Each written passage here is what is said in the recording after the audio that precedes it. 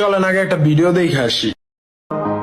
এ শহর ঘিরেই রয়েছে গু, আর গুকে ঘিরেই যত পাপ। আমার গল্পে তোমার টয়লেট ছিল মায়াবতী, পাতলা পায়খানা করার পুরনো এক ধাপ। বহুদিন ধরে আমার এই গু মন ভরে তাকে দেখে না, শুনেছি সেও নাকি আগের মতো আমায় মনে রাখে না। তার টয়লেটের কি ছাউনি, তাই তো আজ অব্দি অন্য কারো টয়লেটের প্রতি ভালোবাসাটুকুও জন্মায়নি। আমার দোষ ছিল, আমি পাতলা পায়খানার রোগী ছিলাম।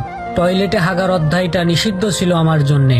এ শহরে গু হারায়, হাগাখোররাও হাগায়, তার পিছনে শুধু পাতলা পায়খানা দায়ী নয়, আমার জন্য তার টান কেটে যাওয়াটাই প্রধান বিষয়। আমার সাথে সম্পর্ক থাকাকালীন অবস্থায় আমি তাকে সুসাইড দিতে বলিনি, আমি তার বিরক্ত হওয়ার কারণ হতে চাইনি। তবে আমার প্রেমিকা বড্ড বেঈমান, সে তার বর্তমান প্রেমিকার সাথে পাতলা পায়খানা করে।